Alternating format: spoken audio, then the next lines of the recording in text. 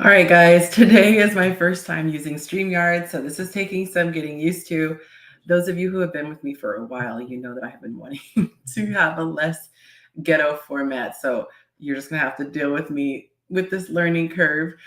There's some cool stuff on here, and I'm going to do my best to figure out how to use them. If you guys are not following me on Instagram, you can do so on my page, Chasing Yancy. We do a bunch of cool stuff there. I do polls in my story. I do singles. I post singles. A lot of news and announcements that happen in the stories. So I would say it's super important that you follow me there. Also, if you want to show support, you can subscribe on Patreon. As a patron, you get access to all the story results. When I do polls, the polls in my story, you can see the results there. All of the singles that are posted along with their contact information is posted for you to see there. So you can scroll through everybody at once. And I do some fun bonus content. A lot of times it's me and my guy, whatever I feel like talking about that day. Last but not least, I got some church announcements. If you guys are on my page, then you already know that I'm having a flash sale today for one day only at midnight. It expires 50% off of my course. So if you use the word BOO, code word BOO, on my website, which is linked down below, or at least it should be down below. If not, just let me know. You guys can access that. All right. Now I have to remember how to, okay, so you gotta move stuff around here. Oh, nice. Willie was the first one. Hello. Shout out to you, Willie. I'm glad that you're able to join. Let me know if you want to come on camera, by the way. I know you got a lot you can share. Hello to Ike. I will go off of your YouTube name. Hey, Ike, good to see you. Akila is here. I don't know what MDPG means. I'm assuming, I don't know what the PG is for. So let me know so I don't feel dumb. We got Atlanta in the house. Hey, Montoya. If you would like to join in, I'm actually going to be dropping the link in just a little bit. And so you can come on camera. I'm excited, you guys. I can just click the button and then you can, I can click the button and you guys can come on. Sorry, I can't say why I'm laughing right now. Okay, they know why I'm laughing. Y'all are out of control. Okay, Akila likes the setup. Y'all making me unprofessional right now. Okay, Eustace is tapping in from Brooklyn, New York. He asked me, how do I like StreamYard? I like it. Can we go a little techie for a second? This is so not like part of the show. But there's a platform that I was using, OBS, which I really like it. And it allows you to set up certain things that are just already set. It's kind of like making a template. With OBS, it's great that, it allows you to have people and it moves around, the screen moves around and it's not all janky like Zoom. Someone's coming in and out, it changes the scene.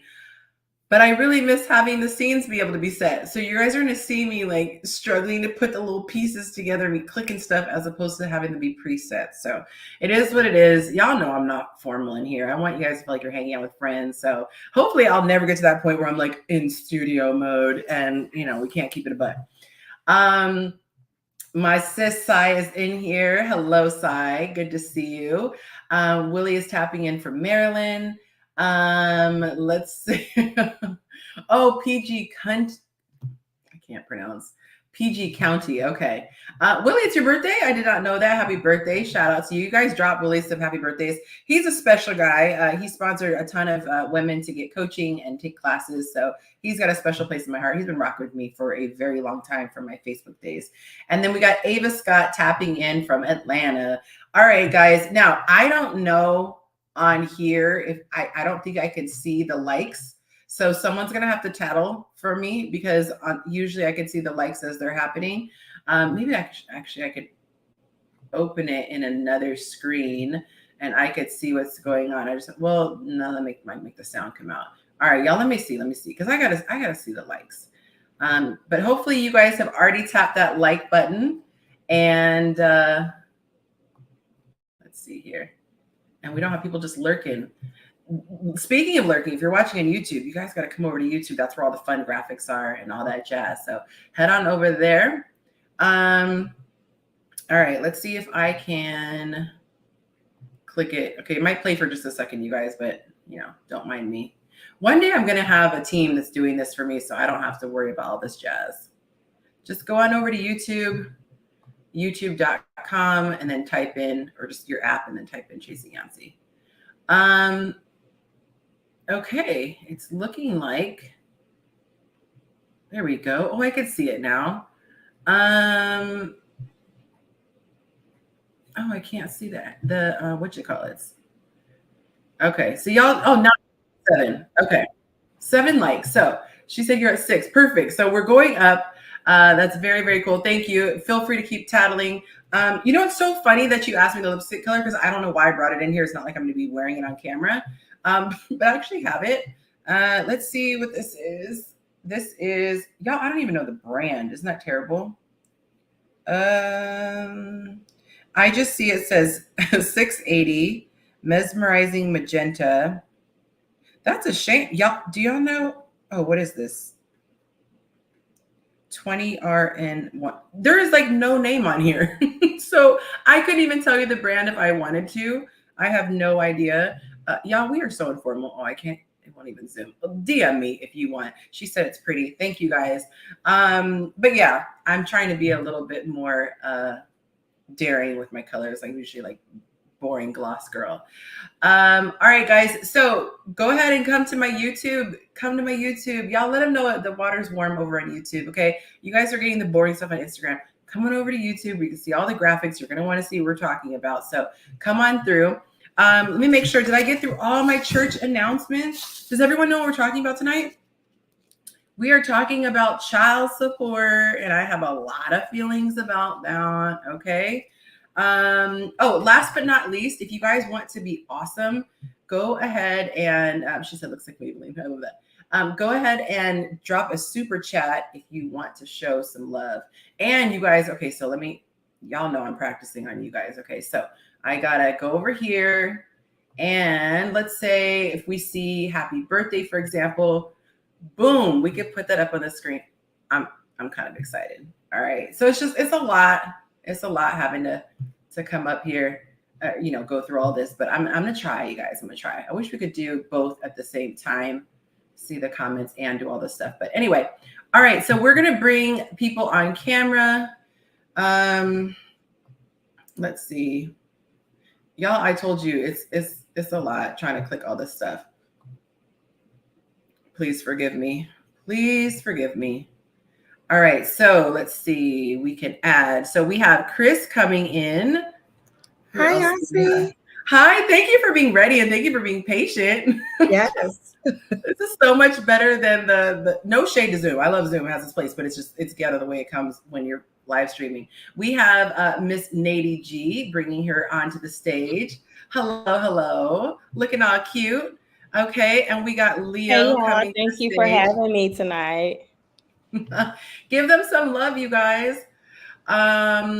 Okay, so let's see. Hang on. All right, so y'all, I'm getting used to this stuff. We got one more. There we go. Okay, perfect. So now we can put up the topics that we're talking about. Okay, so first things first, this is not a dating show. However, I'm a dating coach. And I never want someone to miss their blessing. So if anybody is single and cares to say that they're single, because they could be single and not care to say they're single, you could feel free to work that into the conversation, or if you just want to blurt it out right now. And if they are single, y'all, there's their DM information. Well, Instagram information. So feel free, no pressure, but feel free if anyone is single. Okay. And if you're happily married, feel free to shout out your boo too. It's all good. We don't want any miscommunication. All right. So how many of you guys have personal experience with child support? You can plead the fifth on anything I ask. Okay. So Chris has. All right. And Miss Nady, do you want to be called Nady? Yeah, you can call me Nady. That's fine. Okay. And Leo, do you have personal experience with child support? I do. Okay, all right. So we're going to be speaking from a place of experience and not just random opinions. So that is good to know. Trying to adjust this. Okay, so I can make sure I can see if someone else comes in. Okay. So did you guys all get a chance to see? First of all, we'll start out with something funny. Did you guys get a chance to see this that I posted? Try to see if there's a better way to put it up there. Okay. Wow. I haven't seen it, but that's funny. It's Wow. Okay, what are your thoughts? Anyone? I'm just gonna leave it right there before I give my opinions. But what are your thoughts?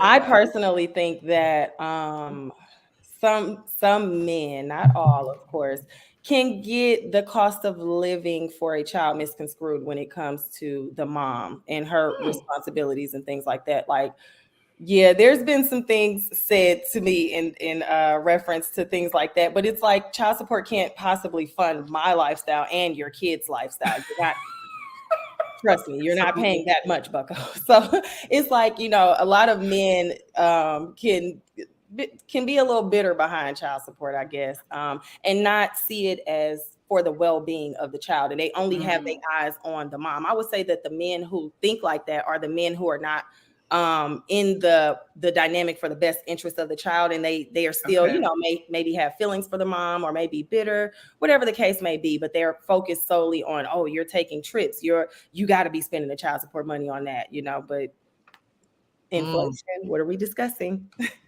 Hello. That's my take on that. No, I love that, and I have so much to say. I'm gonna let Lynette. I'm sorry. Go, Chris. Go next.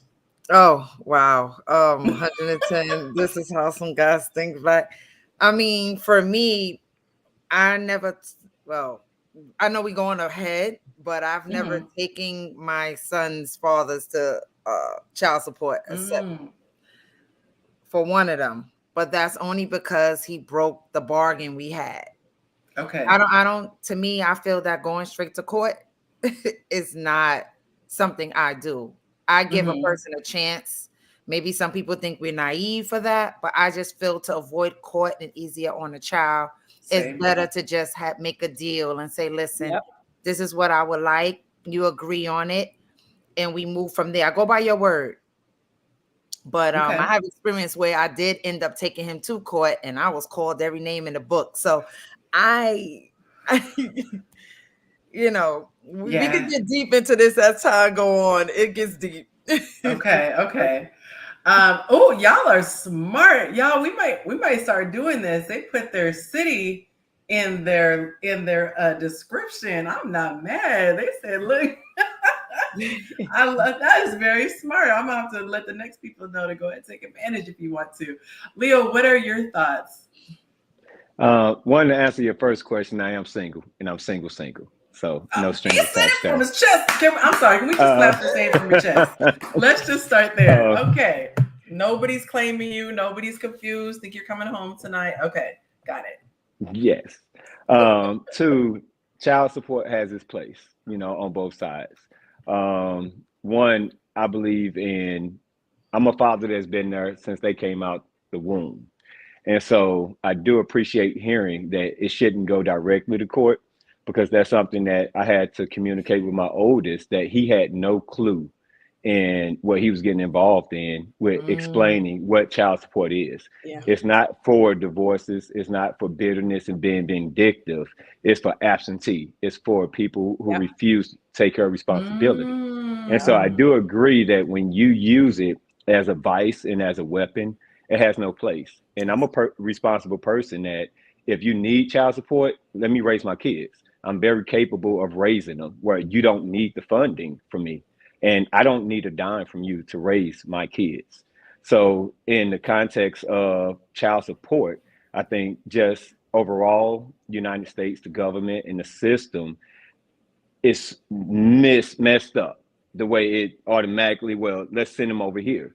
Whereas you have a lot of men that are very capable and willing to take on their responsibility to say, hey, I'll raise my own child. You know what I'm saying? Because what most people don't realize, and this is not in defense of myself or anybody else, we're in a recession. There's so many things going on, and that man has to live too. You know what I'm saying? So if he is willing to take on the role of let me raise him, then that way you don't have that extra expense or whatever the case may be, no problem. But I think that's where it gets misconstrued, whereas, you know, what it's being used for and all of that, when in actuality, some of these men can take on that responsibility. I was gonna touch on some of the points you talked about, Leo, but I'm gonna wait till later on. I didn't want to jump right on it. I just kind of wanted to stay on topic with that. But yeah, you made some good points, because I think that child support should be for absentee fathers every other weekend, twice a month, not checking in between that time, not showing up to sporting events, not showing up to, you know, parent teacher conferences. That's who the child support is for. It's not for the men who help pick up the kids from school, help take the kids to school, show up to the soccer games, and, you know, just our active parents, you know. But I'll wait because I got a few more things. And I was going to say, if you guys are note takers like me, take notes, because sometimes I'm like that too. There's something I don't want to forget, but I don't want you to assume you're going to remember, because, you know, they're okay, perfect. So just full disclosure, I do get child support. Okay. So some could say I'm biased. However, I am like Chris. We did get, you know, the court ordered as far as the, this is the most I've ever talked about my personal life, because I just feel like it's a little messy, but the court did order an amount. However, my ex-husband and I agreed, and I did not put him in the system.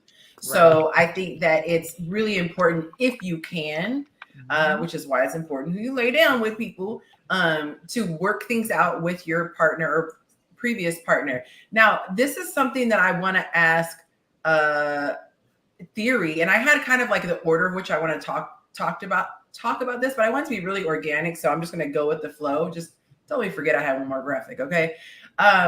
But this is the interesting dilemma.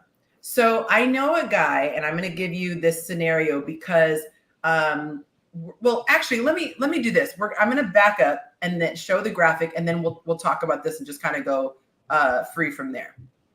All right, so this is the other one. I'm going to just read it out loud. Y'all watching on YouTube, Instagram, come to YouTube. There's graphics. You can hear people talking. Come on over. Just type in Chasing Yancy. Okay, so they talk in the comments like, I'm single. That's right, y'all. Love connection. By the way, we have had our first Instagram connection happen. Okay.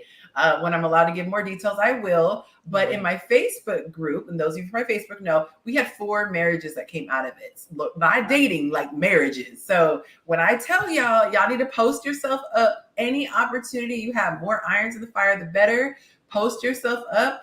I have men constantly asking me, do you have a list of women who think like you? Maybe someone who's gone through your courses. And I'm legitimately thinking about putting together kind of like a boot camp or something to sort of vet, because these are top tier women, you know, women who can hold a conversation. They know how to reciprocate. They're in touch with their feminine energy. This is highly, you know, desired stuff in 2023.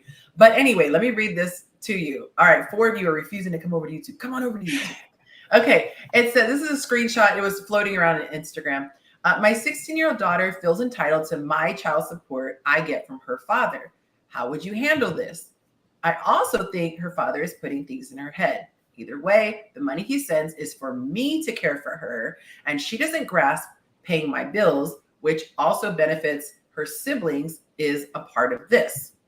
So this is what the text that the daughter said that she shared as a screenshot. My dad told me how much he pays you in child support, and he showed me. I just don't understand how my dad pays $1,900 in child support. When I ask for something, you say no. You guys like my dramatic reading? I was getting all into it. Also, I get the teenager like attitude. Yes. Also, you use the money my dad sends to take care of me to spend on Aaron and Jess. We put all kind of government names out here. Y'all look at the screen. Blurred that out. Sheesh. Man, when I ask for something, it's always a problem, and you threaten to take my phone away when I do anything you don't like. I've been popped in the face already. Okay, if it wasn't for me being here and my dad paying you, you couldn't afford to keep the house. Oh, I forgot how disrespectful this was, because I gotta rush through it. Sorry, I got a little. I do love you, but I feel like you take advantage of me here. I'd rather live with my dad, and I just want you to allow for it to happen without making a big issue. I'm sorry, don't make it a big issue. Oh, Let's see. I don't think it's right I don't think it's right. I don't benefit from my dad's support, yet you spend it. I had to take a moment. I've been there. I've been there. Can I say that happened to me? I got actual goosebumps. Like, whoa, that was intense. I'm sorry. You always have children watching this. If there are any children watching this, any minors, but you shouldn't be, because it's not for children. Have respect. If you want to negotiate any kind, just start with respect. Can we just start there? Chris, you say you've been there? You got a little PTSD? With my oldest son. What happened was his dad was telling him he was getting money from me for him from him. But in actuality, he wasn't giving me money. He was in the rears. Ooh. So he kept telling him, I'm giving her money. I'm giving her money. Why are you not getting? So it came to the point where he was rebellious toward me. Yeah. Because he had him thinking that he was giving me all this money, when actuality I was doing all this overtime. I was just working so much that I didn't have time to be home. Yeah. But my son didn't know this, because I say it from my opinion, kids shouldn't know what adults go through. No, at all. But a lot of times, a lot of parents, man and female, include the children as a type of sabotaging, brainwashing technique. Yes. For the other parent. So the kids are so young, they're not developed yet. So they don't know that, okay, my dad and my mom is brainwashing me against this parent who is busting their tail for me every day. So they don't know. Right. So I went through that, and it took a while before my son knew, but it didn't take till he got into his teenage years, when he got to 18, 19, and then he was like, oh my God, my dad lied. I had a similar situation. My son, he's 10 now. Me and his dad have been divorced for a couple years now. And there was a situation, I'm like you ladies, where I didn't, our divorce was pretty difficult at first, but in the end, we ended up working it out. We came up with our own numbers for child support and things like that. I just didn't want to let the system dictate how we decided to go about our lives, even though we were separating. I had been with him since I was 16 years old. And so it's like, I had told him, I said, the system cannot tell us how to run our family. If we come together and we agree on a certain amount and visitation and things like that, they have no choice but to fall in line. Our lawyers work for us. And so we came up with it, and we were able to get it done, right? Well, he paying his child support and things like that. There was a time where I didn't have time to take my son to get a haircut. So it was his dad's weekend. And I said, hey, when you go with your dad this weekend, ask him to take you to go get a haircut. Now, personally speaking, I feel like it's a man's job to take their son to the barbershop, regardless on if you pay child support, regardless on how often you see your child. All of my brothers take their sons to the barbershop. Doesn't matter what the situation is with the mom, because they all have different situations. However, they still take their boys with them to the barbershop. To me, that's a man's job, right? He told my son, I'm not taking you to get a haircut. That's your mama's job. I pay your mom child support. To me, you don't tell a child that, because like you said, Chris, certain things children just don't need to know. And so when my son came home and he didn't have a haircut, I said, hey, did you tell daddy to take you to get a haircut? He's like, yeah. He told me the response, and I just said, okay, don't worry about it. From that point on, my son has a weekly haircut appointment with his barber that only accepts appointments only. And I just leave it alone. And when he figured that out, he tried to double back and say, oh no, I'll take him. And I said, no, it's fine. I've already gotten him in a routine. Don't worry about it. I didn't make a big deal about it. I didn't say, well, your child support doesn't cover this. I didn't worry about it, because it's not like I can't take care of my kid without the child support. The fact that it was a principle of it. This is your son. As a woman walking into a barbershop, I shouldn't have to do that if his father is living, breathing, and walking. So, I just feel like as a man, there are certain things that you need to take on. Men who take their kids to the barbershop and show up to school and help, the man shouldn't even be on child support. So, this situation with her telling him, telling her mom, oh, well, I get $1,900 a month. Where is this money going? The cost of living. And if I was her mother, I would have said, you can gladly go with your father. Keep the money. My peace of mind is worth way more than child support. See, She needs to be living off of it, though. If she can't afford to live in that house without that child support, mom needs to get her life together. Yes. I honestly try to put myself in both sides, not just in this topic, but in everything, and really try to play devil's advocate and see it from all sides. One person said, if it's not about the money, let the kid go with the dad. And I feel like that's easy to say, and you kind of, imply that a little bit, Nady. I'm very direct, by the way, so none of this is meant to be argumentative at all. It's my opinions. Okay. But it's not an easy thing. When my son I have a boy and a girl. When my son was older, logistically, it made sense for him to live with his dad because it would be easier for him to get to and from school and things like that. That was something that was so hard for me to do, putting his needs ahead of mine. I'm used to the mom getting the kids. I'm used to, being able to see them every day. I mean, I just cried my eyes out the other day just because I just miss seeing him. And he's off in college now. But I missed 3 years that I could have had him every single day. But I wanted to think about him. I also knew that he's a boy.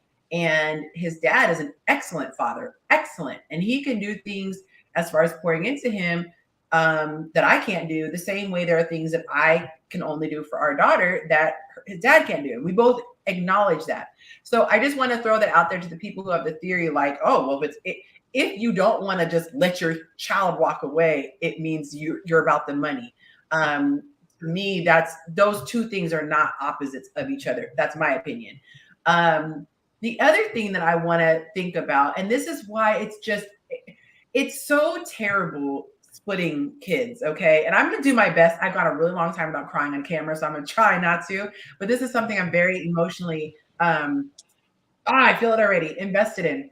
When I split with my now ex-husband, I remember we got along fabulously. The attorneys were like, wow, and we're putting everything on paper. This is when they're going to be here. This is when they're going to be there. And as we finished everything, I looked at him and my eyes welled up with tears. And I said, this isn't stock. This isn't a product. This isn't inventory that we're allocating to columns. These are two children, two human beings who are now going to have to schlep between households, who are going to have some things. It's like when I travel, I can't wait to get back. I don't care if I'm going to the most amazing vacation. There's something about being in your own room, your own home, having all your stuff to choose from.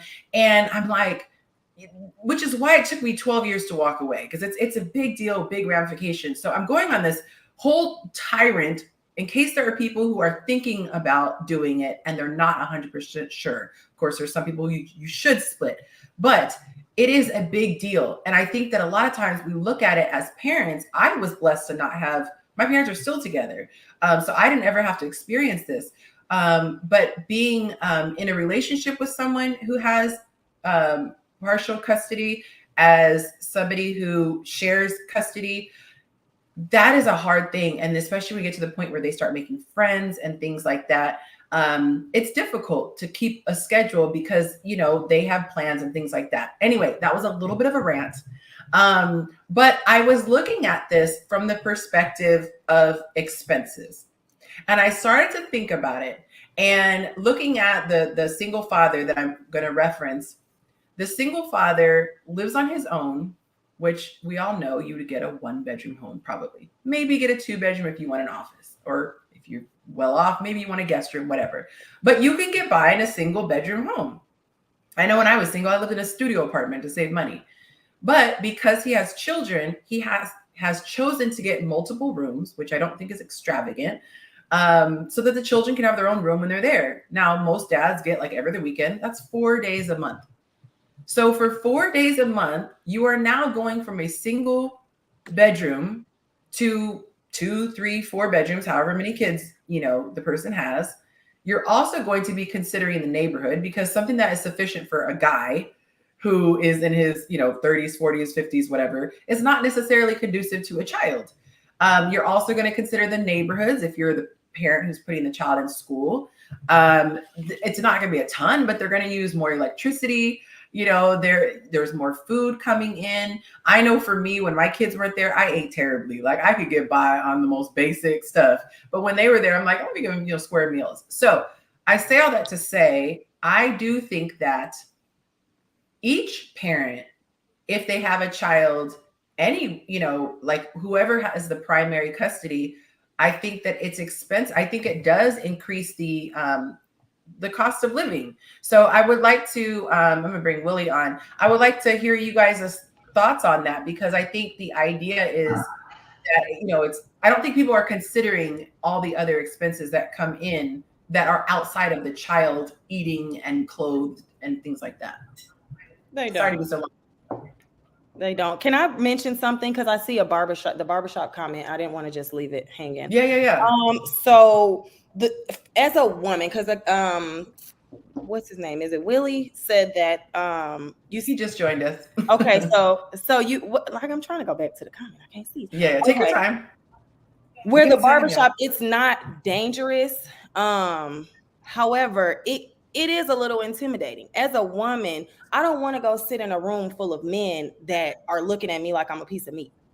You know, I've been in multiple barbershops, and it took me years to find a barbershop for my son that I feel comfortable at, I feel safe at, I feel like I don't have to get hit on every time I walk through the door, or, you know, get stared at like I'm steak on the grill. You know, this is like, he's going to be at this barbershop until I get remarried. Okay. You know, and so for me, I'm just, as a woman, there are certain things that we should not have to do. I had a daughter. I wouldn't put it on her dad to teach her how to clean her lady parts, or, you know, when her cycle starts and things. There are just certain things that a man needs to do with his son. And so men may not see it that way because they're men. They're not intimidated. They're not, you know, you guys aren't intimidated by women, like in a sense of we can't overpower you. You know, you don't feel threatened or like your safety's at risk. Women have so many different factors where we can't when I go to the barbershop, I can't dress a certain way. It's a certain way you have to present yourself. So that's a whole nother ball game and discussion there. But I did want to touch bases on that. Okay. And it's an interesting take, looking at I mean, this is so complicated, so many facets. I got people requesting to come in. You guys come on YouTube. People can join me on YouTube. You can come on camera. When it comes to the roles, so this is where it's tough. So let's just say you're 50-50 down the middle. The kid lives at your house 50% of the time, lives at the other person's house 50% of the time. You guys are both super active. In that situation, the court would normally say it's just zero, right? Like, right. Which is fair.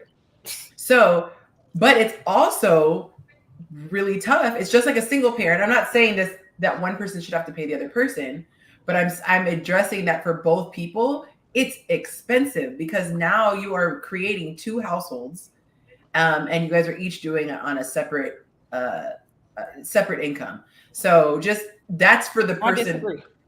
You don't think it's expensive to raise a child on your own? No, not that part. I disagree on the every other week part, because I have a good girlfriend who has a similar situation, where it's a week on, a week off, right? And ideally, to me, I wish my situation could be like that, because guess what? I'd be making a whole lot more money. I could double my money with half the time, because that week that he would be gone with his dad, I could focus on me.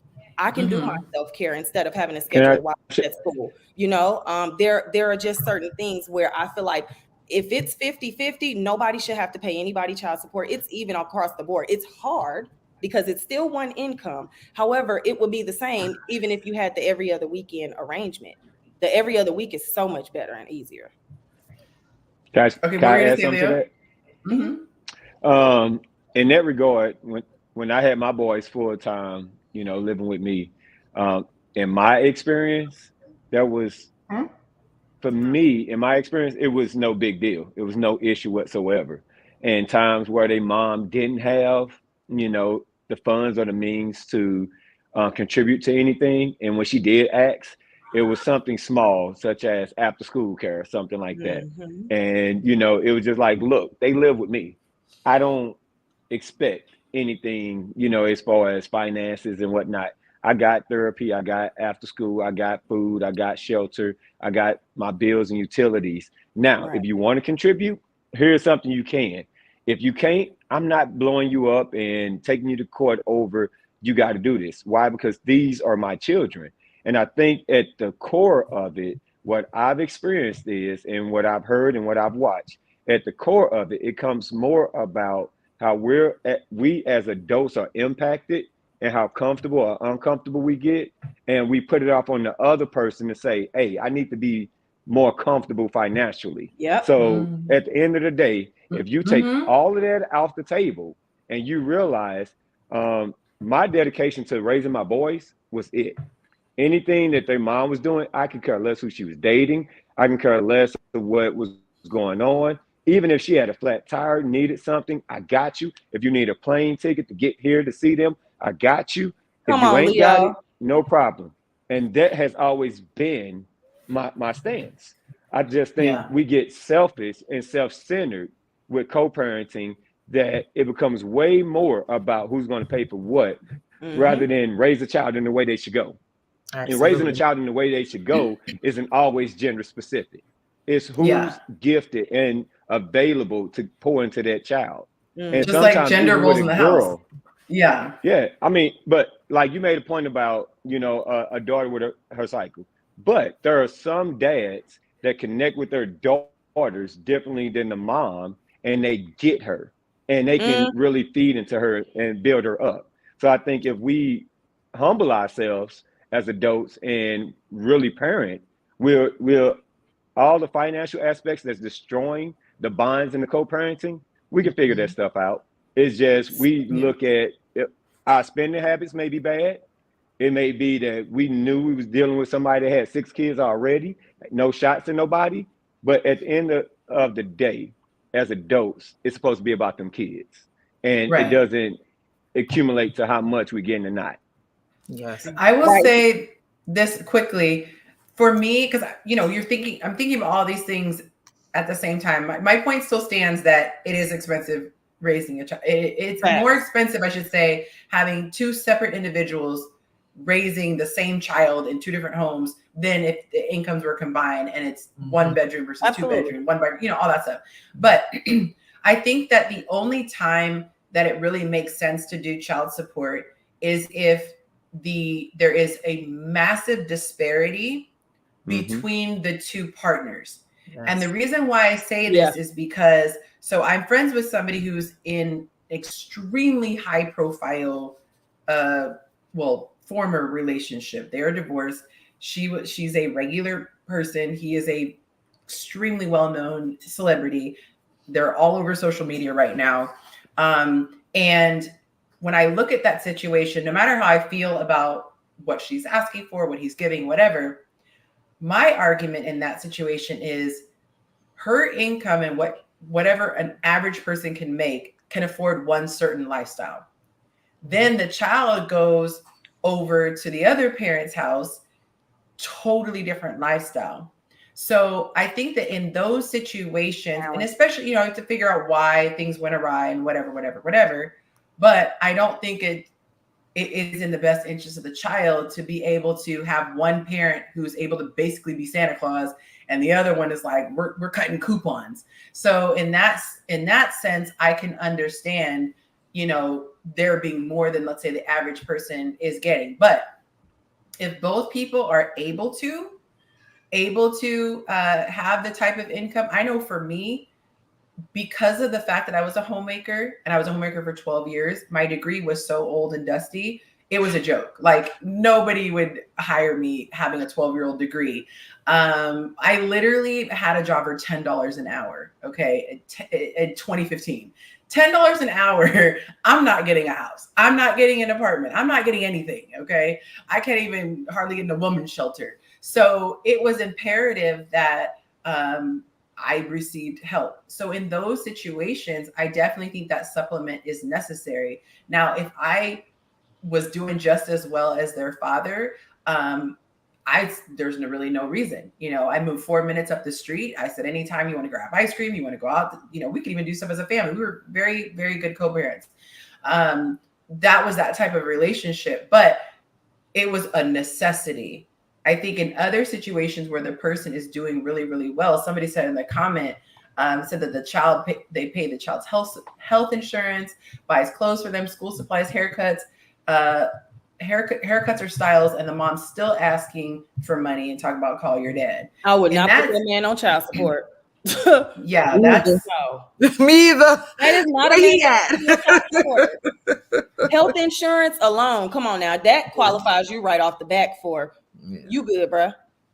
Yeah, I've seen some dirty stuff that the system does. I know someone who really wants to do a podcast, but for right now, it's just not the best time for exposure. But just talking about the things that happen, I am dumbfounded when I see the things that are just automatically assigned to fathers, or the things that are automatically not given, like denied to fathers. And these are for men who are, I'm talking, never missing a sporting event, unless they are out of town on a business trip, like every single thing, calling every single day, you know. And this isn't child support, but they get the bad women, man. I'm telling you, they get the like yes, Nandy. Yes. And with my children, they could talk to their dad anytime they wanted. I made sure they had access before they had phones. He could call my phone at any time. My only thing was just call ahead, because I don't know if I'm entertaining or I'm gone or it's just not a good time. But there was never a time where he said, I want to see the kids. And I was like, nope, I'm booked. So, but it was just, just let me know ahead of time. I think that's the best situation. But, I've seen women who are so petty that it's like, if the dad's time ends at 6 o'clock, don't let him be there at 6:01. I'm not talking about you rolling up at 7:30. But if they say ahead of time, hey, we wanted to do this activity, it's not gonna be over till 6:30. It's like, nope, it's, that's what makes the bitterness, which then spills out over the children. Can I share something funny with you, Yancy? Let me share something funny. So in my divorce decree, we have where Father's Day, he gets our son. Mother's Day, I get our son. Father's Day, after our divorce was finalized, he said, Mother's Day came around and it was his weekend. He said, oh, it's Mother's Day, it's your weekend. I said, if you don't come get this child from me, Mother's Day is not the weekend that I'm opting to have your kid, bro. I got a massage scheduled. I got dinner scheduled. I told him, come get your kid. I think we had the same. I said, I don't care what that paper say. This is what we doing. Come get your kid. It's Mother's Day. I don't care that I'm supposed to have him. It don't matter. And I'm not that petty. Like, I'm not gonna be like, oh, it's Mother's Day, I should have him. I don't care. Man, come get this boy. And I wanted to mention something. Really, I saw you put something in the chat. I agree. That the kid should be with the more stable parent. However, finances does not mean that you're more stable. Are you emotionally available for the child? Can you take the child to school, pick the child up, or make sure that transportation is taken care of? Can you be there to help with homework? Your time is considered as well. I have some immediate pushback. Why is that for you to question? And then two, why is that even something that you would question about a man you had a child with? If I just said that the child should go with the parent who is more financially capable, why is the default rebuttal to that? Well, are you available to do homework? Are you available to get them to and from? That's for moms and dads. Well, I'm not biased with that. Yeah, I'm not biased with that. I was agreeing with you that it should be a better parent. You didn't make that like differentiation when you started. So I did say that. I said that it should. I said that it should be with the more stable parent. However, I didn't specify if the stable parent is dad or mom, because it depends on who that parent is. I'm not specifying who that parent is. You're not talking about stable stability. I stated that finances doesn't mean that. All right, let's not talk over each other. Okay. I'll yield the floor as soon as I'm finished. I was talking about whichever parent is, like Yancy said, the parent who can actually do more for the child. One child, if the child, when they separate, say Yancy and I are married. Yancy's a billionaire. I work at Walmart. When we separate, those kids should go with her if I'm their father, because I feel like I want the child to go with the parent who's better able to provide for them. That's not me. But really, absolutely. But then the same place, that's a situation that's few and far in between. Because typically what happens is when people or these kids are getting split up, they're just by default, the custodial parent is viewed as the mom. In 88% of these court cases, the mom is the one, when she files for divorce, for whatever reason, she's viewed as a custodial parent, even if she's a respondent in divorce. And just so we all are clear, Yancy knows this. I have a nonprofit that works for fathers' rights. And one of our goals is to make sure that there are men who are not able to provide legal or any sort of counseling services they need. This is something that we actually help them do because of this narrative which is where your opinion stems from. If you're saying like just because the dad makes more money, it shouldn't be a question as if he's not able to do homework because you were doing it when you were married. If he has his own household, he's a responsible father. Of course he's going to do his child's homework. Of course he's going to take his child to the barbershop. Of course she's going to take her daughter to get her knotless braids if you can't go do it. There shouldn't be some sort of instantaneous, well, can the dad do this? Or some other line of questioning just because he's doing better than the mother. And so from like each comment that we've made tonight, or excuse me, that you've made from, it's been speaking from your personal experience. And I understand that. But just because, even back up some, let's stop saying that mom and dad and say non-custodial and custodial parent. Mm-hmm. Because too many times from both ladies on the panel, the comments have been geared as the custodial parent is always the mother, and it's not. So if we could even start there by having that conversation, it kind of removes a lot of the disingenuousness that we've had in a lot of these comments. Earlier, you said that you guys felt like, I said, hey, the barbershop aren't dangerous. You think that going to the barbershop means you have to dress a certain way? But if that's the case, do we have that same idea or energy when you go out with your friends to clubs that are full of men, to bars that are full of men, to sporting events that are full of men? When you're going out there without your kids, it's one thing, but when you're with them, it's another. I think that you should also know, and Leo may be able to attest to this, when a man sees a woman with their child, he's significantly less likely to approach her. Because we know that big black man, woman with their child, vulnerable woman, you're not even going to be in the space to receive us the way that we would try to approach you. So going into a barbershop, those barbers are probably some of the most stand-up men you're going to see that day. All they do is provide a service, make young black men, old black men, middle-aged black men feel good. Nobody in that barbershop is out to harm you. Like that stigma that barbershops are dangerous for women, that's wild. And it seems like it's always an issue when we have these conversations where it's like, what is the black man doing? Go with your brother. It's like, what is the black man doing wrong now? Can I say something real quick? Like they like we ready. No. I'm gonna go down the line. Wait. I'm just talking from a woman as being a mom. I'm not scared to go in a barbershop. Barbershop, I love the barbershop. I love conversating with men. It's a vibe. Yep. And for me, I have friends that own barbershops. We sit in a barbershop. I sit with the guys. They say, hey, how are you? I dress regular sweats. Sometimes I dress regular, but it's a respect they give me when I walk through the door. Yeah. And I used to only be the only one. I take my kids to the barbershop. I used to take them, well, they've grown now, but I would take them to the barbershop. Another thing, as far as a man's income, even though my son father didn't really have an income and I made more than him, I still sent my son over to his house. You know why?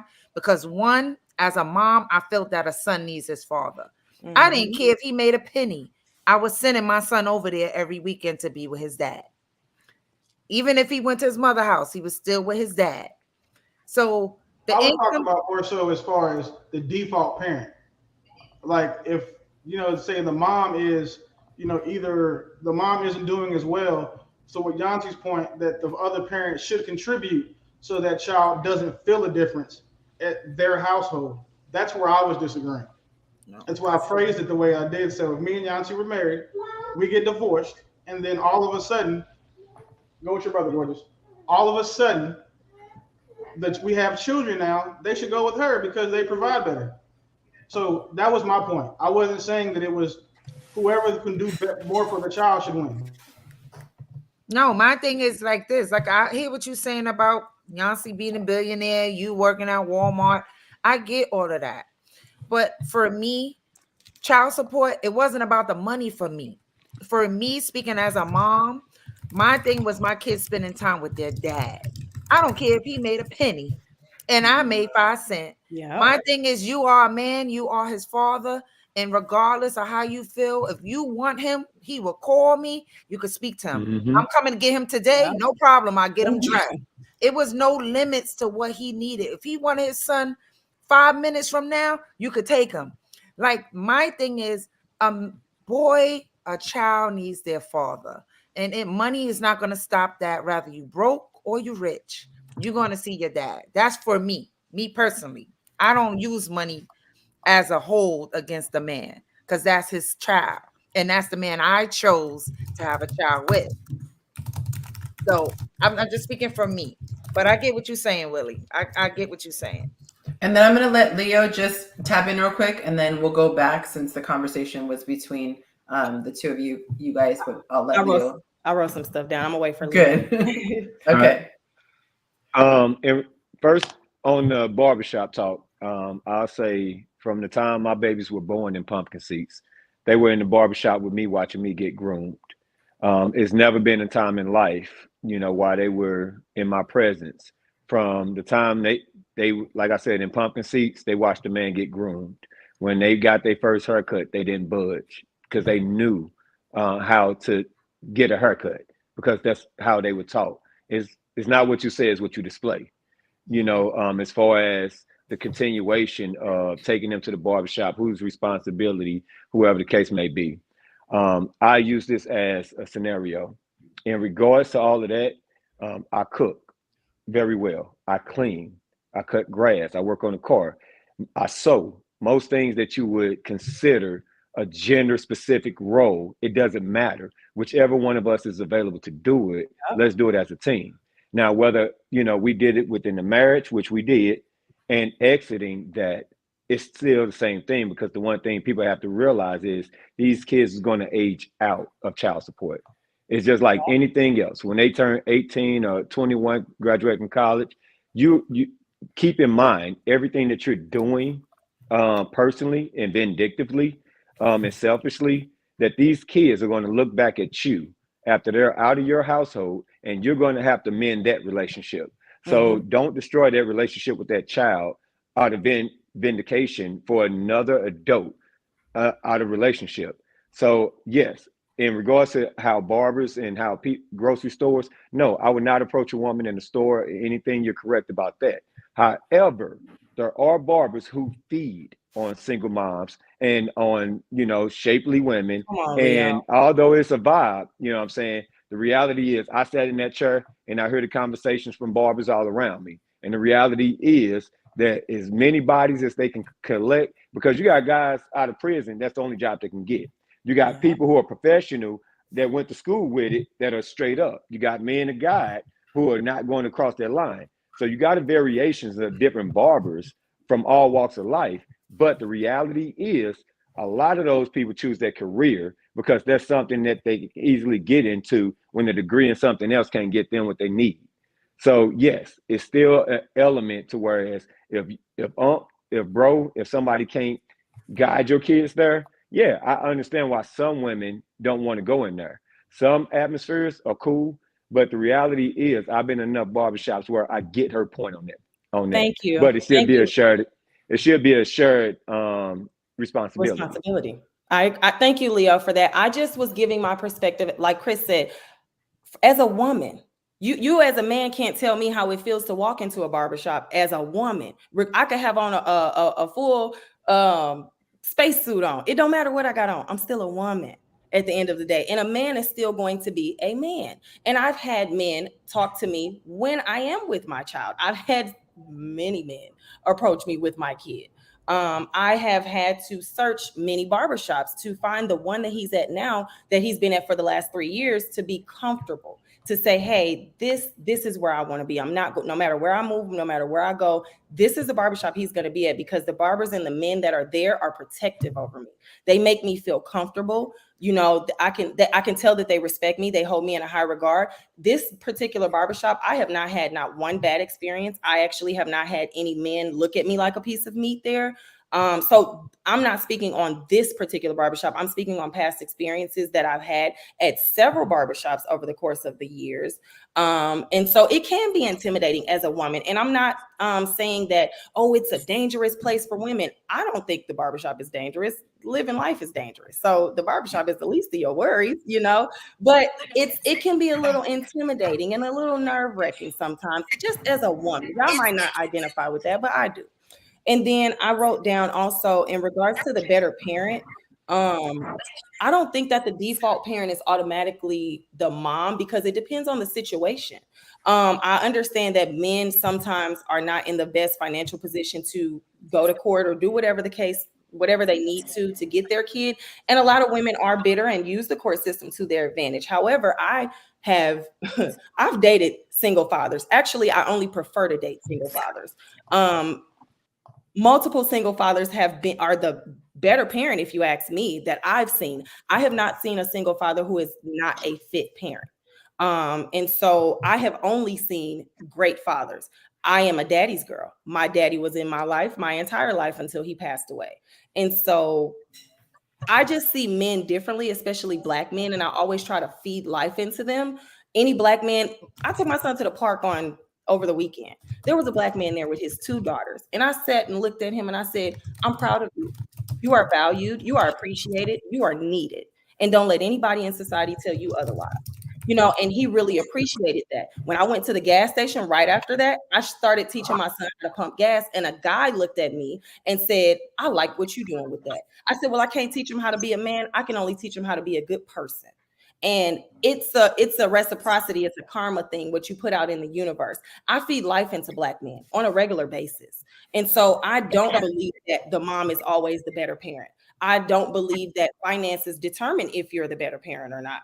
I believe that it's a totality of everything, mentally, emotionally, financially. Do you have the time? Because sometimes the better parent has more time available and can spend that time. And like my son's father is a truck driver, so he has to be on the road. And he misses the soccer games, but guess what? He gets the videos, he gets the pictures, he gets the updates and things like that. And when the parents ask, oh, where's that? Dad's working, dad's making a living, so he can play this soccer game, And so there's not a hard time given there, because it's also understood. I have the time to take him to soccer practice. I have the time to take him to his soccer games. It doesn't mean that dad's a bad parent because he can't make it. Dad has to work too, And I have a cousin. He got divorced from his ex-wife. He has the kids because he has the time to pour into them. He's an entrepreneur. She works at a hospital. Is she a bad mom because she doesn't have the time that he has, or, the things that he can pour into them? No, I think that he's the better fit parent, and so that's how I look at it. And I think I had something to say about Leo's comment earlier with the mom dad daughter duo thing. He gone, huh? No, he's coming back on. Oh, okay. So I think that only a woman can teach a mother can only teach a daughter how to be a woman, and only a father can teach a son how to be a man. I remember appreciating my son having his father when he got potty trained, because I didn't know when a man go to the bathroom, you can't pull your pants all the way down. That was something I would have never. I wouldn't have known. Did y'all know that? Did y'all know that? I would think it's safer to not spray everything, like, oh, take it all down. No, his daddy told him, when you go to the bathroom, you don't pull your pants down, you whip it out. And that's it. We ain't giving nobody no free nothing around here. And that's how he did it. I laughed, but then in hindsight, I'm like, that's him being daddy. Mm-hmm. That's something mommy would never know anything, because I don't go in the men's bathrooms, Right. And so I had my daddy, but my daddy was still a man at the end of the day. He couldn't teach me how to be a woman. He could only love me and nurture me and set the standard for what a man should be doing for me. But my son still needs his daddy, because I can't do everything, and that ain't got nothing to do with money. So right. And I agree with you 100% on the financial thing, because that was something that I expressed too. My children's father was, at the time where he was working like 13, or was away from the home 13 hours a day. And so with me, the best I could do was a 9 to 5. So I was in a position to be able to go and pick them up from daycare every day. I was in a position to clock out if I needed to and pick them up if they got sick. I wasn't traveling around the country on business trips and things. So I don't think that there is a one size fits all. And as much as I want to agree with Willie on a lot of stuff, that one I definitely don't, because I feel like it's rewarding someone for having a lucrative career. And not everybody is in a position to make as much. And it's not always because the person is trifling. There are some people who just don't want to work. They're just at home. What's the reward? Because we're just saying what's in the best interest of the child. In no means am I penalizing. Like, you're a billionaire, right? We got divorced. I work at Walmart. I don't want you beating me up because I work at Walmart. Right. Like, I don't. It's not, But I'm just saying is that the kid feels, if he's the priority, our child going with you is less of a shock because you have the lifestyle that he's used to. But see, that's where I'm saying. So, but see, I think that's not, and I'm breaking longer by cutting you off, but I think that is only looking at it from an economic standpoint. I feel that if you are the father of the child, unless you're a danger to them, it's actually doing him or her a disservice by not having access to you on a regular basis. No, but our divorce did that. That's what I'm saying. So our divorce and our new way of life did that. Facts. It's not the fact that you make more money that's penalized. We're separated. We're divorced now.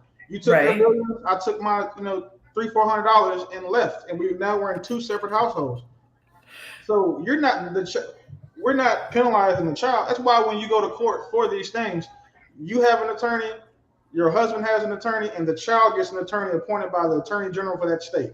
The attorney general for that state is supposed to argue for him on his behalf, like saying, hey, this is what we think is fair. They do all the numbers and everything, and they're the only ones who are unbiased, and unfortunately can be unbiased in the situation.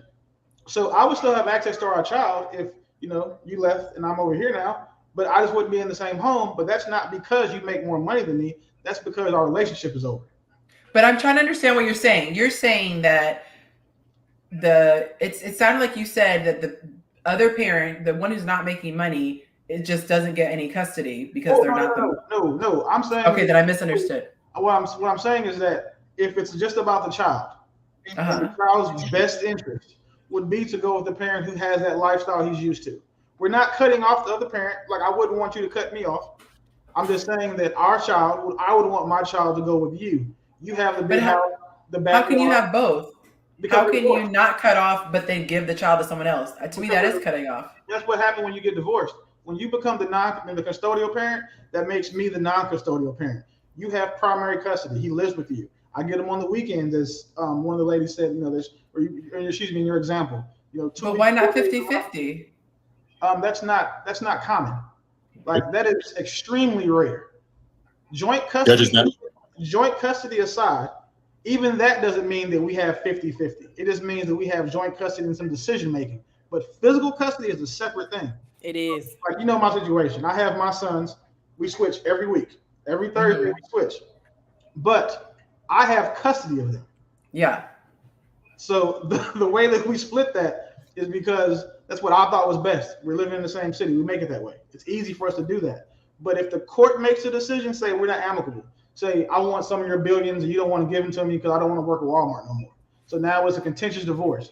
When you make the court make these decisions, the guy's like, all right, look, give the kid to the mom, dad, you get 6 weeks in the summer, every other holiday. And if anything else you want to add to it, y'all got to both agree to it, or it's going to be the standard order for the state. So that's what happens when you get divorced, though. So that's separating the kid, removing one parent from the household and putting him or her in that non-custodial spot happens when you get divorced. That's a byproduct of the relationship ending. So that's when the rest of this money stuff even comes into play. Okay, so here's a question for you. So let's go back to it. You're at Walmart and I'm making billions. Right. I'm flying all over the world, making deals, doing my appearances, because whatever industry I'm in. My child's in with the nanny because he's not going to Japan with me for a Tuesday afternoon meeting. He's in school. You're saying you think that I should still have him full time versus you work night shifts, you're home during the day, you go to every single game, but you're going with the nanny. You're sitting next to the nanny in the bleachers. Were you not doing that while we were married? See, that's the thing. There's not a difference in the amount. Okay, let's switch it again because I can talk about it better this way. The way that I work now, so say I'm the one making crazy money, and saying you working 9 to 5 making $200,000 a year, right? So we that way. I was making all of those events and everything while we were together. Or if I can't make them, I wasn't making them while we were together. So the part that I draw the line is that what changes in his quality of life when we separate? Because while we're married, I wasn't making the events.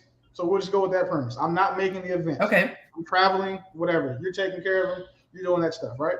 If that's what happens, then the quality of life isn't about who makes the most money. It's about who is part of his day-to-day routine, and that was you.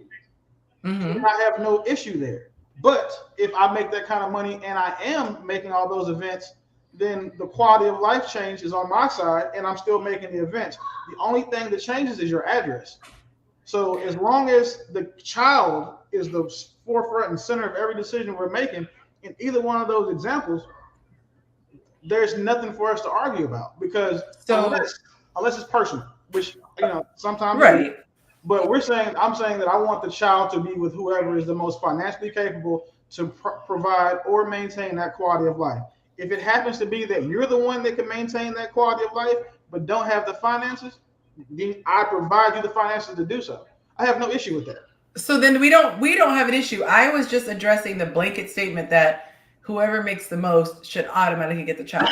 Oh no, I never said that. That wasn't saying who makes the most. Okay, that's what I was saying. That I have no issue with that. If that was the standard, they're saying, okay, well, hey, cool. You're married to Jeff Bezos, right? Jeff Bezos don't take care of his kids. The man's a billionaire. He's, whatever. You're the stay-at-home mom doing everything. I understand why McKinsey goes with you. I get that. It makes perfect sense why your kid will go with you. But at the same time, if that's not how it is, and Jeff Bezos is present, he's doing everything beforehand, and then you leave and you don't make the most money, then why not go with him? I mean, why would the child go with you instead of staying in that big house with all the cars, the backyard, the video game arcade, and all the other stuff?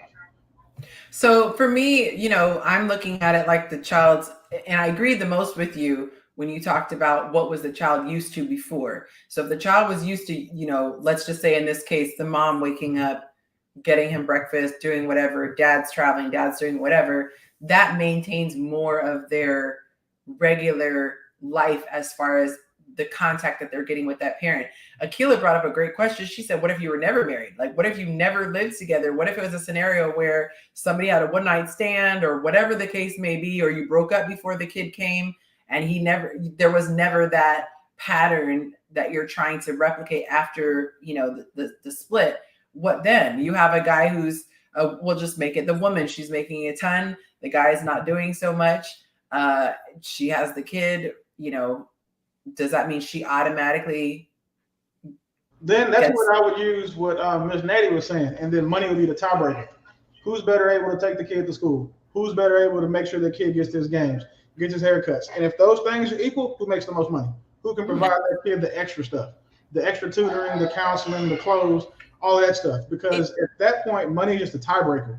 If of course, don't do that now. It should be 50-50 then. If both of y'all making good money. So that's the thing. Of course, I'm not going to do that. What should be and what is never going to be ideal.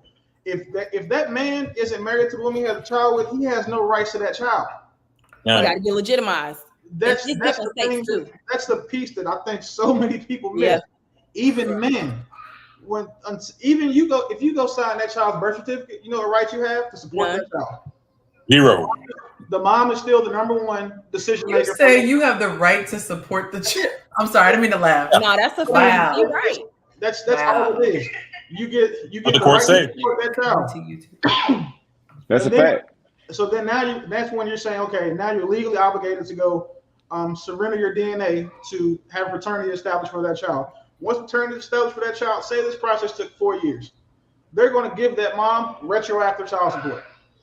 Even if, say, I always use Josh and Chris, if you guys had a baby, they're going to give Chris that retroactive child support, even though you were giving her money the whole time. Because it was, she can say it was a gift, or you didn't specifically specify in the memo on the check or the Zelle transfer that this is child support for this child this month. And you don't even have enough characters to do that. So, like, a lot of people don't realize that, they have these conversations, but there's so many nuances to it. Are we talking about from kids who come from, a marriage? Or like the majority of kids are coming from now, people who are just sleeping together and, miscalculating next to the last pump. Because in those situations, the dad is at the behest of the mom. She didn't have to let him see that child. She didn't have to let him do anything until it's convenient for her. And say, for instance, you don't want to put me on child support, don't you? Say you said you weren't going to do it. But then life is hard and I don't make enough money to keep you off of needing government assistance. Once you go apply for it, child support is now mandatory for me as a father. Right. So it's kind of like if the man has a child by a woman that he's not married to, legally speaking, unless he is a man of significant means, there's not much that he can do to fight it. He's got to lay down there and take whatever, $500-$600 they give him. And then if the mom is paying for health care, he has to reimburse her 100% of that. And that's my story. I'm only speaking for Texas, Florida, Louisiana, Mississippi, Alabama, Georgia, North, South Carolina, Virginia. I can't stand you, really. We know that's not in New York. In New York, That's my story. New York has by far the worst child support. Second worst outside of California. Which state? New York. Oh, Josh, do you want to get into? Well, can I say something real quick? Well, as far as he was saying about, women could go to child support 3-4 years later and then say she never received anything. I'm a product of that, in which I took my son father to court after 7 years. And when the judge sat in front of me, he said, Miss Moore, he said, do you have this? I said, ma'am. I said, this man has been paying. Not too many women going to be honest with that. Facts. Right. I can tell you they For me, I said this man paid me these past 7 years, but he missed the last 2 months. I was honest. They said, Miss Moore, thanks for your honesty. A lot of women would not do that. My ex-wife didn't do it. We were together for 3 years prior to getting divorced for my oldest 2 boys. And for those 3 years, I'm in the military. I'm paying all the bills. We get BH, whatever. When we got divorced and she wouldn't put me on child support, and they were like, hey, has he given you any support? She said and told him under oath, no.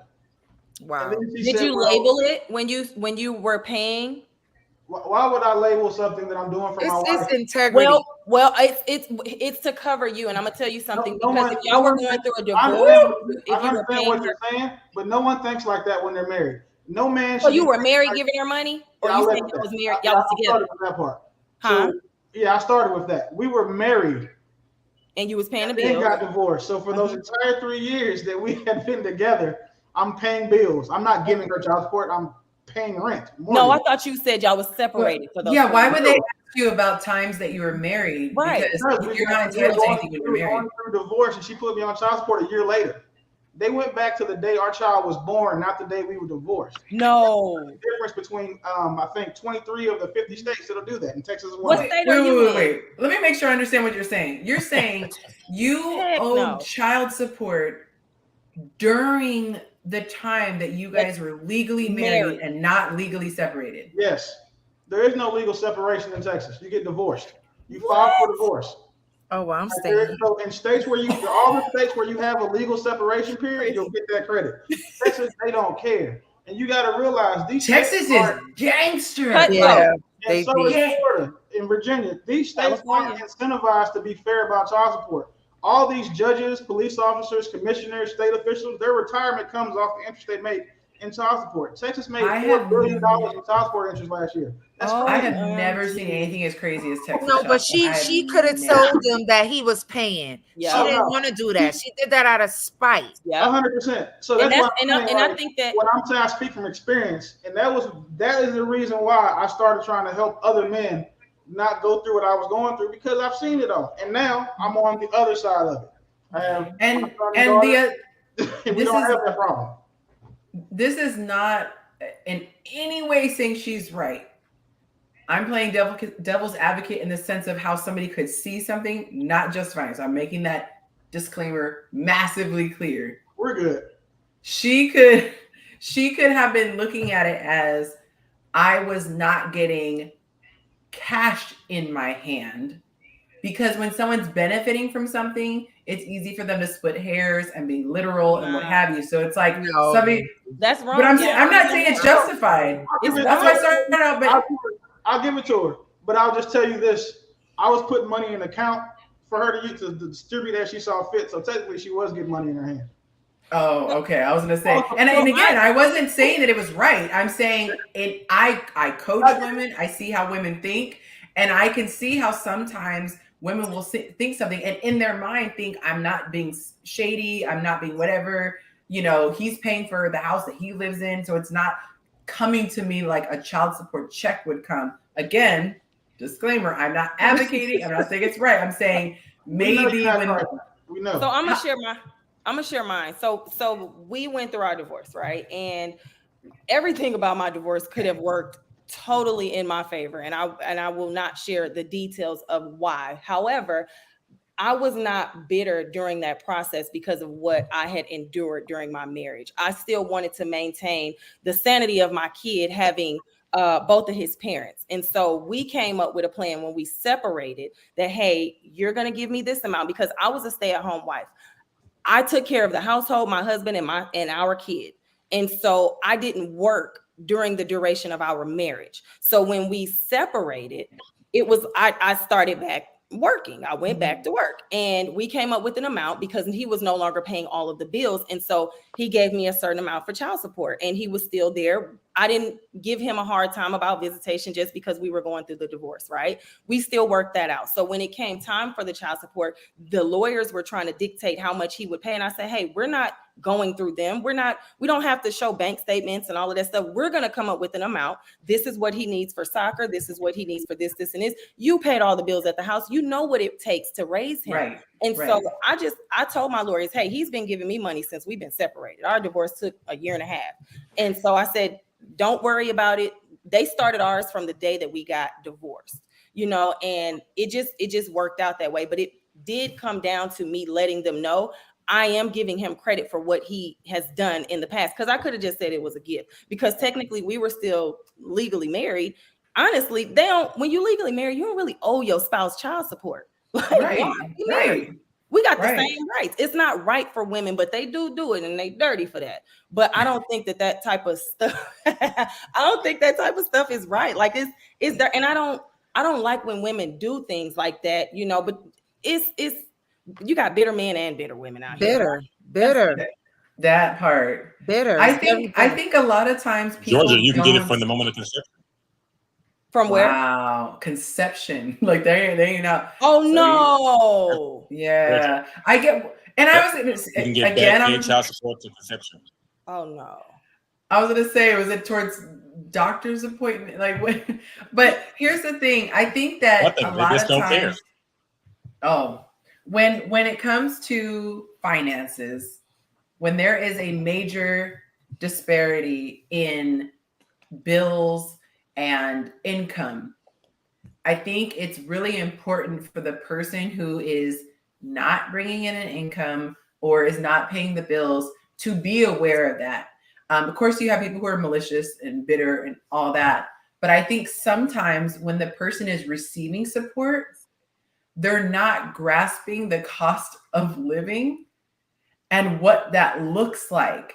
Because, like I said, for somebody who is just seeing their kids on the weekend, you know, 4 times a month, they still have to facilitate a place where it's comfortable for the child. They still have to have clothes that are over there. They still have to have activities. They're not going to come to the non-custodial parent's house and be like, I'm just going to sit here and read a book. You know, they're going to want to go places and do things.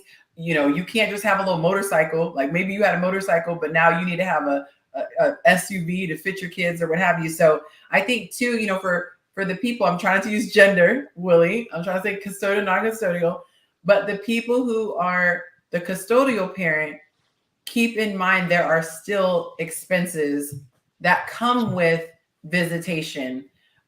It's just not the day-to-day stuff. And a lot of times just seeing people who are the non-custodial, they try to turn things up a notch when it's their weekend because they want to show the child a good time. Like, I only have these 4 days. So they might be doing a higher ticket item like a theme park or, you know, buying nicer stuff for Christmas and things like that. I think the biggest takeaway for people watching, which part of me wonders, is this even going to penetrate somebody's mind or spirit who's, you know, embittered? But the children truly suffer. And, you know, when the parents are at odds, and I think about as an adult, you guys ever been in a friend group? And Joshua, by the way, don't forget, I was going to tell you a story. You ever been in a friend group and it was a bitter breakup, and they make you guys get involved. Like, let's just say, we'll just say it's Leo and Chris, right? And I'm trying to be friends with both Leo and Chris. And now when I hang out, Leo's trying to talk trash about Chris. Chris is trying to talk trash about Leo, you know, or Chris is trying to get information. Do you know where he's going on vacation? And as an adult, that's awkward. As an adult who's not related to y'all, I could say, screw y'all, I'm never talking to you again. It's awkward. So I can't imagine as a child what that feels like to have the mom. Well, I get this for you, but you're dead. Or, you know, if your mom wouldn't do da da da da da. I think that's the hardest thing to do, which is keep your problems to yourself and not make it about the child. And it always comes out in the wash. Kids are very smart. When they get older and they start interacting one-on-one, I'm telling you about people in my own family. When I became of age, I was like, oh, that's why folks said that about so-and-so, so-and-so. Or that's why da-da-da-da. Or that's not true at all. Auntie is not like, I'm making this up, y'all. Anyone who's watching. Like, you see for yourself. And so it sucks that sometimes you have to wait 18, 20 years to be able to have that child not influenced, you know, by the other person. But for whatever it's worth, if you are the type of person who thinks it's not hurting your child, it is devastating to them. That verbiage, even that verbiage, you know, I would do this, just so anyone, for everyone to understand, that can fall under parental alienation, and that's illegal. So for if a guy is telling his child, well, I would do this, but I'm giving your mama this much money, and, you know, he does it in the light to, you know, to discredit the custodial parent or the mother and whoever in that situation, then she can make a claim that that's parental alienation on his side, or vice versa.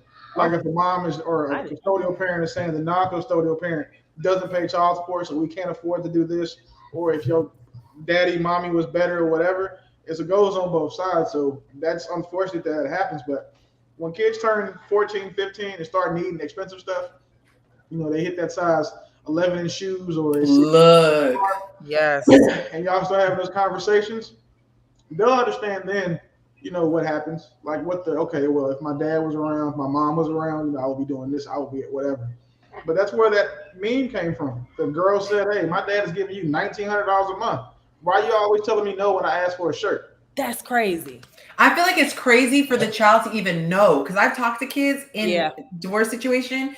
They know the dollar amount. They know what daddy earns, what mama earns. And I said to one of the kids, why do you even know this information? My parents are still together. I'm an adult and I still never know what my parents made. I don't know what they make now. Exactly. I didn't know what they made then. Like, that is not a child's place. And that's the parent. I never knew either.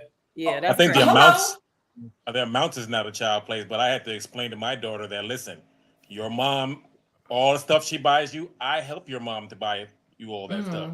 The 30 pairs of shoes you have, I help your mom to buy that. I give your mom money every month to help buy things for you. And then first thing she said was, how much? I said, that's none of your business. But what you need to know is me and your mother buy you stuff. It's not just your mother, because she was under the impression that I didn't do anything except when she was over at my house and her mother bought all the stuff. I said, everything your mother's buying, I'm helping. Why is it you get, I'm helping. Know the amount though? That's what he said. He said it's not. Why it's not her business. No, why is it so? Just curious. Why would it not be the child's business to know how much child support the child support paying parent is paying? That's between me and her mother. That's just like if we were married and she wanted something and wanted to know how much money I made to justify getting what she wanted. I was like, none of your business. That's an adult stuff. Because she's not paying the bill. Exactly. She's a child. I think that's kind of a false equivalence to equate that to not telling your spouse how much you make. Because I'm saying if we were married, I'm talking about the child.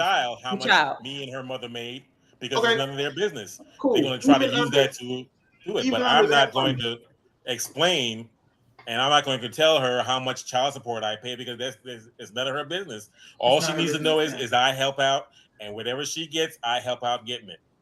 And I don't. She needs to know at the moment. And I don't think that the kids need to be so involved in how things get done, right? So absolutely. When my son goes to soccer camp and he has soccer, me and his dad, we come up like we supposed to split the fees, right?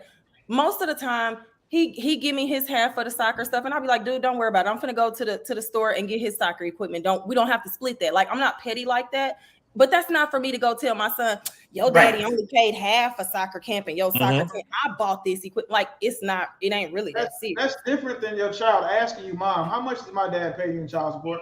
I still wouldn't tell him. I wouldn't either. How much he got in his bank account, and I tell him that's none of your business. This is the question I'm asking. Why? And they just because. All right, can I answer? Can I answer? It's not a child's place. They not. Can I answer it from a different perspective? Okay. All right. I love this panel, by the way, you guys. Thank you for being here. So instead of saying it's not their business, I just use a personal example. With my boys, instead of telling them what's their business, what's not their business, what I've done was I consistently communicate positive communication. Hey, take care of your mom. Make sure your mom good. Hey, your mom birthday coming up. What do you guys plan to do for her? Here's this cash app for that. Let me know if you need something else. Because what happens is, whether it's their business or not, if you got one individual that's speaking poison and negativity, the way that you just squash all of that is not to join in. When they're asking questions like that, either A, they're around other kids that's discussing it and saying this is what's going on, and they can use that as a weapon against both parents, or the other parent is spitting venom. And you don't want to match that, because again, they're going to age out of child support, and you have to be a parent in their 20s. There's a different version that they're going to need from you when they're 30 and 40, so on and so forth. And so I don't care what their mom is saying against me, which she said a lot. At the end of the day, after all these years, my boys can only say, the only thing my dad says is, look, in the right timing, in the right season, which may be adulthood, I will explain this to you. And what happens is, us as adults, as Yancy made a perfect example about friends, there's times where as adults, we get that aha moment and realize one of our parents was really something that we couldn't imagine as kids. And we approach them like, really, I'm not going to be responsible for turning my boys on their mom.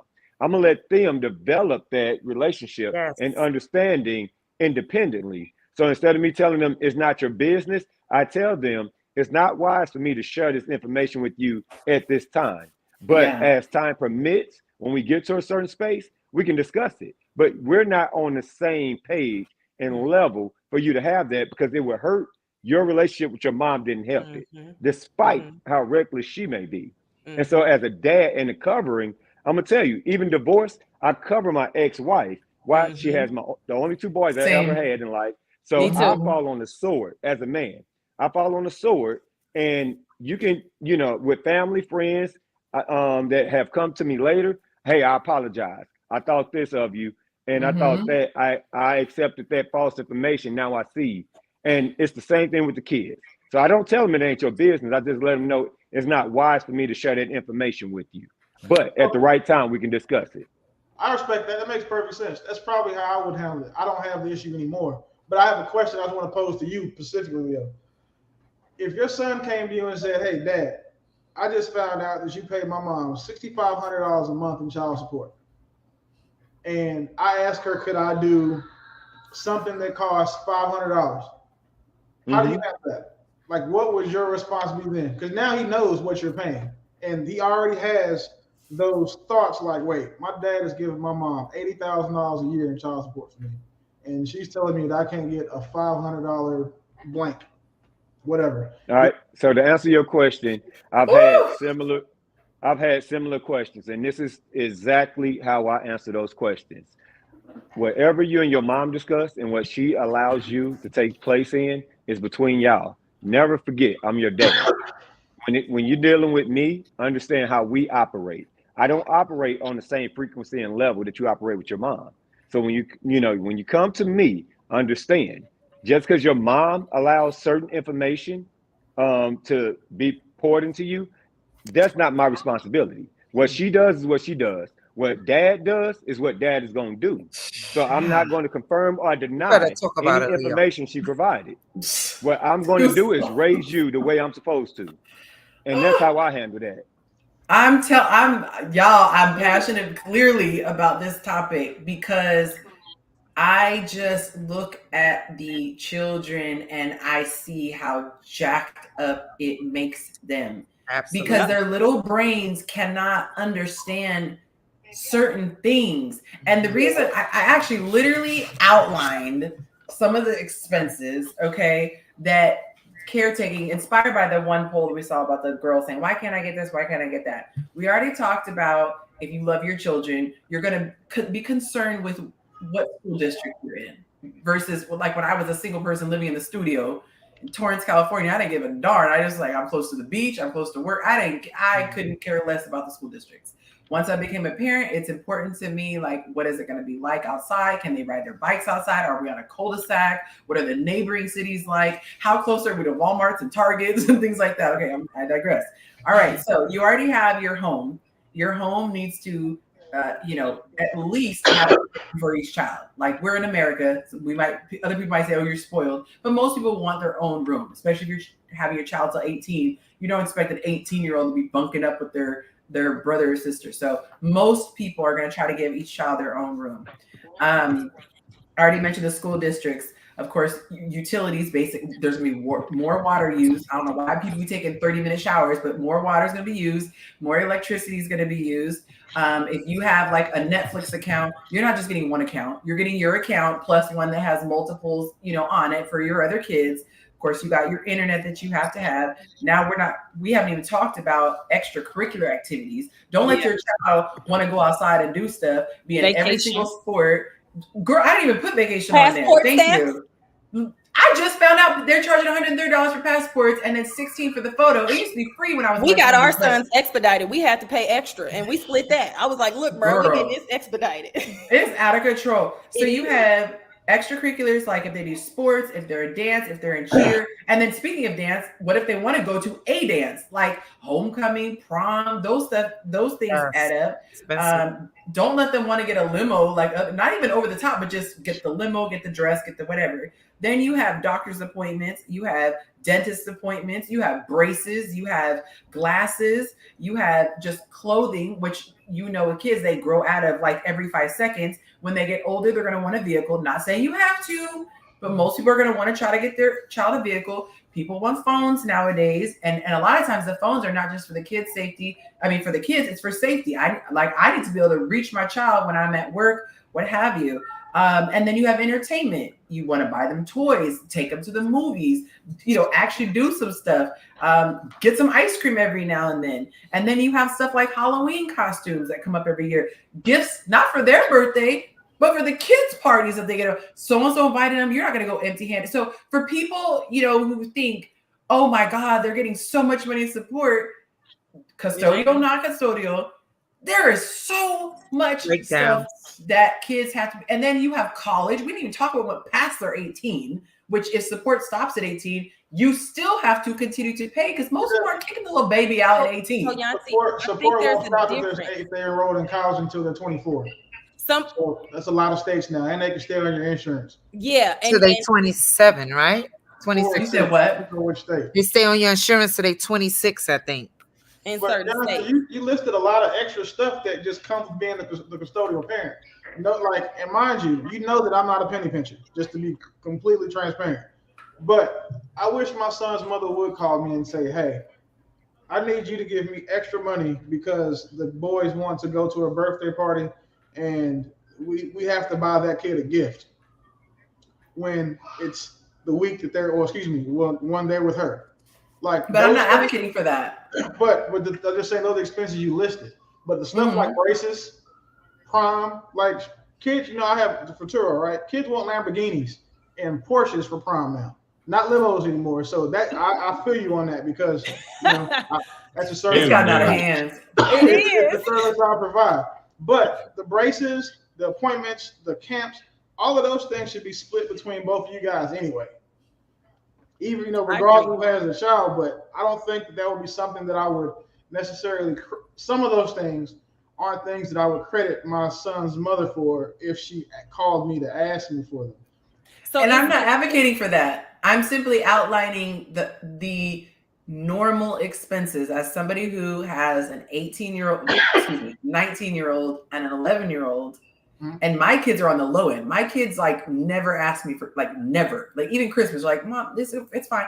They are low maintenance compared to some people in my family. I see their kids, whatever. So I'm not talking about bougie stuff. I'm just saying in general, it is expensive. And even if you're getting, X amount, let's just say you get $2,000 a month. That's not going very far at all. That's not going far at all. It's expensive, it would. Period. It I used to get in a third world country. I used to get $375 a month for one. That's not even groceries. So I ain't. That's not even I used to get $125. Inflation is real. I paid. Wait, Dad. Okay, let's talk about it. That's like a 2 tanks of gas. What are we talking about? Oh shoot! I can't tell y'all what I got to pay. Oh no! Exactly. Me too. It's hard on the other end. Sheesh. And it depends if you're going through a divorce or not, or if you were never married. So in situations where you're not married, the child support is they allocate all of that money for whatever the kid is going to be doing for the whole pretty much the year, right? In divorce, like my decree says, you pay child support, but when he does extracurricular, that's separate from your child support. And if he chooses not to give me his half, guess who's stuck with paying the bill? Mommy. Right. And mommy still take care of it. I don't raise no fuss about it when he don't give me his half, because this is still my responsibility regardless of what he does, and I can afford my own lifestyle independent of what he does and what he does not do. Vacations. I don't ask him to help out with his birthday thing. I take him out of the country for his vacations. I don't for his birthdays. I don't ask him, oh, you're responsible for that. No. And then if he, like I said, if he decides not to pay $1,000 for his soccer camp in the summer, guess who's responsible and who's not raising a fuss? Is me. Because if you're not doing your part, that's you. That has nothing to do with me. And no, my son is not going to hear about your daddy didn't pay his half for his soccer camp. Man, it ain't got nothing to do with you. Worry about your But you have to recognize, I got to say this, you have to recognize how much a blessing it is to be able to be in a position to do that. Because I told my story. Okay, literally California, $10 an hour, and they could only afford to give me 20 hours a week. I could not pay someone to hire me. And this is with a college degree, not community college. I had a bachelor's in communication and advertising. Could not pay. The reason why I started doing a lot of stuff on my own and created my own business was because by the time I got my little check, and it was little, it turned around and you had to give it right back to child support, not child support, child care. Yeah. Literally child care. Like they charge $1 a minute if you were late. And so I'd be having a heart attack if my boss wouldn't let me out right at 5:00 because let there be traffic in LA. You're not getting there till 6. You get there 15 minutes late, that's $15. Like for me, when I hear you speak, and this is why I think it's good to have people from all different walks of life, from a peace perspective, that was my dream. I would love to not even take a be like, you know what, do you, whatever you feel like doing, great. That don't mean I don't want the help. That just means mommy gonna handle up on hers, because I am college educated. I do handle up on my business. My auntie told me when I had my son, that baby is your responsibility. If he decides to leave and walk away, that responsibility falls on you. You don't have a say-so and a choice, regardless on if he pay child support, if he chooses to not show up to the games, not help buy this and buy that, responsibility is on you. I am not the type of person to sit back and say, oh, you're not paying, so my kid is gonna suffer. He can't go on vacation. How did you, if you don't mind, how did you go from being a homemaker to being able to function as the sole provider, if that's not too personal? I didn't become a housewife until we got married. When we got married, 2 weeks after we got married, I lost my job. So I really didn't kind of have a choice. But then when I was pregnant, I'm traditional. So I'll start there. I'm very domesticated. We grew up together as kids. And so I've always been my man come home, all he got to do is shower. I could take it from him. He's never swept the floor, never washed a dish, never fixed his own plate. He's never cooked. He's never grocery shopped, nothing. He's never had to do any of that. And when I was working, I still did all of that. But when we got married was when I lost my job and I had no control over that. And so he was the sole provider in that instance. And of course, during the relationship, when I would lose my job up and down, he would take over and things like that. But I've always been domesticated at heart. So I've always been a hustler. Come on, now, I got a bachelor's degree. I'm pursuing law school. So at the end of the day, for me, working has never been the hard part. I think that with a lot of people, accountability is the hard part, and that goes. So you weren't. If I can interject this, just so we stay on it before we go to the next thing. So, what was the longest period of time that you were out of the game? Like I gave my story. I was out of the game for 12 years, right? Out of the corporate America. 2 years. Like 2 years. So that's probably easier. And this is where it's a tough thing because I was raised traditional too. That was my thing. I was the homemaker, and I grew up in a home where my mom was the homemaker. I think I never saw my dad do a dish until maybe I was an adult, and you know, I don't even know. Your mom is me. Staring. I was like, oh my God, you know how to like turn the faucet on? But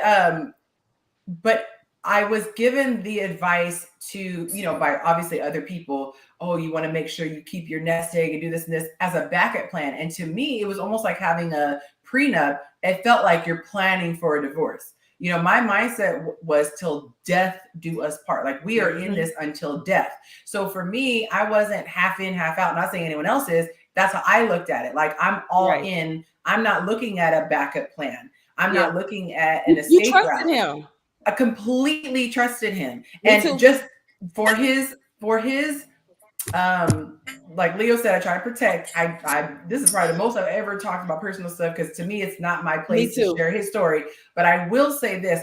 I am the one who filed. I will not go the reason why, but just it wasn't like he filed and then left me high and dry. However, the situation that I felt I needed to leave, that made it very, very, very difficult to leave, knowing that I would not be able to easily get, income. And that is something that is difficult, and it would drastically be different if I had the type of income that my ex had.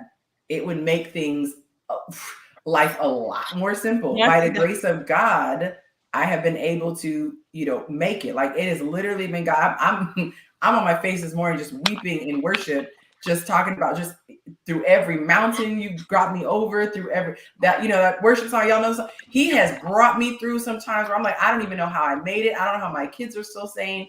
But I want to bring the other perspective from somebody who had such a disparity in income. It is more than a notion, and not everybody has the option to say, well, if your dad doesn't pay it, no worries. That means we are going to be on the streets. That is very true. I do recognize how blessed I am. However, I will not negate the fact that I am very accomplished. I have always been. The fact that I got married and became a housewife just showed that I trusted and loved my family. And I would always sacrifice and put my family first. I'm not the type of woman that has to be the breadwinner, that has to do. No, I'm the type of woman that wants to make sure, what does my family need? And what do they need for me to be happy? And then, in the growth process, I think and this is probably another lie for you about the divorce thing, I found myself. I started to see what I like and who I was outside of a mom, outside of a wife, outside of somebody else's person, right? But yeah, I realized how blessed I am. I'm definitely grateful. I realized how mature I am as well, because everybody's situation is not so cut and dry, and neither is mine. Mine is very hard. I have to deal with difficulties on every end. I'm the type of person, though, I would rather his dad be physically present, helping, and keep the child support. You don't gotta pay me. I'd rather pay everything. Priceless. Yeah, because at the end of the day, I would have more time for me. I would have more time to be able to focus on what do I need, because I know he got our son. When he with his daddy, I know he good, and I can focus on me. Keep your money. Keep your money. Like that don't. But because he doesn't, he's not physically, he's not able to be there physically. He has to. There is no, and then he stops. There's times where I won't get into that. I refuse to bash him, because as a Black man in America, I couldn't identify with what that's like. I'm a Black woman. So all I can do is hustle and not make excuses for my portion, and just be grateful that he's still alive, breathing and walking, and pray for him every night that one day he gonna wake up and do what he needs to do. I feel like we need a moment of silence for that little. She said, "I'm telling no, but it's true. We don't We don't know what it's like. I want this. I'm just taking a moment to collect my thoughts.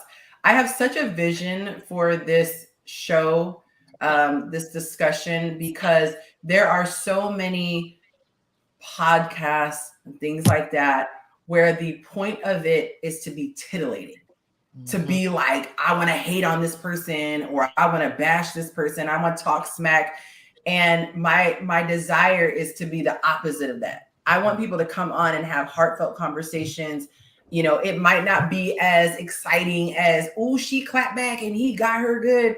But I want people to think and see themselves in different positions. Maybe there was a custodial mom who never saw the perspective of the non-custodial dad, or maybe there's a custodial dad who never saw himself, you know, as the non-custodial mom, and be able to share. So I'm throwing this in there to say, and people are agreeing in the comments, I'm loving this discussion. I'm loving the fact that you can be passionate. I've had people years ago try to say I'm a dictator and I don't let people express themselves because I demanded respect for panel members. And so the fact that you guys can still be passionate, like you, Nate, is it Nady or Naughty? Yeah, yours going in and out. Oh, I don't know why. Oh, there it is. We're good now. Okay. How Willie and I think it was Nady. Am I saying it right, Nady? Nady, yes. Wow, you and Willie were having a passionate discussion, but it stayed respectful. That's always what I'm looking for. And I think that you guys are a great example for people to see, especially on social media, because there is so much negativity. I have, you know, certain people who troll on my page who are like, all men suck or all women suck. And here we are, a panel, especially tonight, we're all Black, we're all being respectful, we're all listening. And I just think it's beautiful. So I just want to take just a little moment to take a little, you know, emotional, mental snapshot, and say it's awesome what we're doing. And I think that there are some really big things that are going to happen and be influential. I didn't realize we're almost to the 10-minute mark, and I tried to do my best to keep things on schedule. So we're going to be wrapping it up. I know there were other people who wanted to be on the show. I always try to let the conversation flow naturally. And I felt like, because Joshua didn't even get a chance to share his story. The more people I have on, I feel like the less we really get to. So it's just going to keep being. Josh, what's your story? I think we should. We got a few, 13 minutes. We got a few minutes. Yeah, we should let him. Minutes. Josh, what's your story?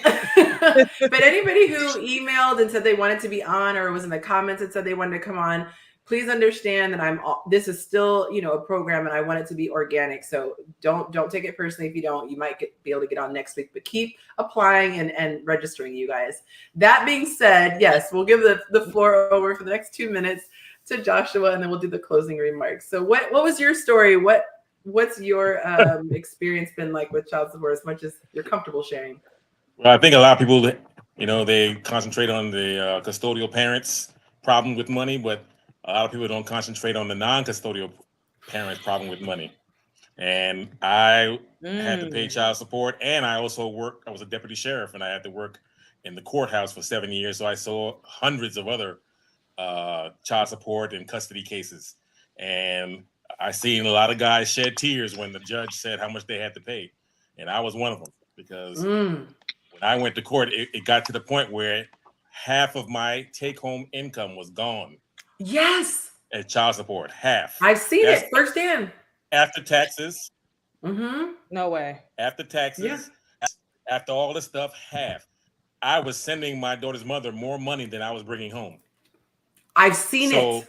In order for me to keep everything I had, if it wasn't for the fact that I was in law enforcement and I can get a part-time job making $40, $50, $60 an hour, I would have been on the street. Oh my literally. gosh. And I've seen a whole lot of other guys there. And a lot of times I try to say that a lot of non-custodial parents aren't dead beat. They're just dead broke. I mean, if you got to decide whether to pay your child support or pay your mortgage or pay your rent, that's going to be a heavy thing to do. You want to support your child and help. But these courts, they don't care about your bills. They'll ask the custodial parent, how much is the bill for childcare? How much is your bill for this? How much is your bill for that? And then they'll incorporate that into the child support. but they'll never say to the non-custodial parent, well, how much is your rent? How much is your mortgage? How much is you have to do all this stuff? How much money do you have to spend when you have the child? They don't care about that. The judge looked at me and said he knew how much my mortgage was, how much all my bills were, and he still said you will pay a few $1,000s a month so that for one child, and I don't care how much money you make. So were you married or not married? You guys not were never married. Okay, so it's different. Yep. Because if you were married, she could have gave them the amount. Yeah. So then, and she was trying to get more than that. They were trying to make me. Oh, come on. She was trying to make me work overtime just to pay her. I would have to work 80 hours of overtime a month just to pay her. But the judge says, no, I'm not going to include overtime. But everything is included in your income. So that's what I wanted to bring out was that, a lot of people think that, well, people don't want to pay. And people, the non-custodial parents don't want to pay, and they don't have all the expenses that the custodial parent has and whatnot. But it's still a lot of times tough for the non-custodial parent to do it. I was working about 350 hours a month just to break even. Just to break even. Every day I didn't have my child, I was working literally around the clock from one job to the next. So that's another thing that should be saying. I was going to say, Josh, and it gets discouraging. I know men don't speak in terms of emotion, so I'm going to, punch it up girly style. But I have seen in talking to, male friends, male family members, things like that, how discouraging it gets where you feel like you can never get ahead. It's like you're treading water. And then the system is to where if you do take a second job or you do get a really good commission check, that's coming too.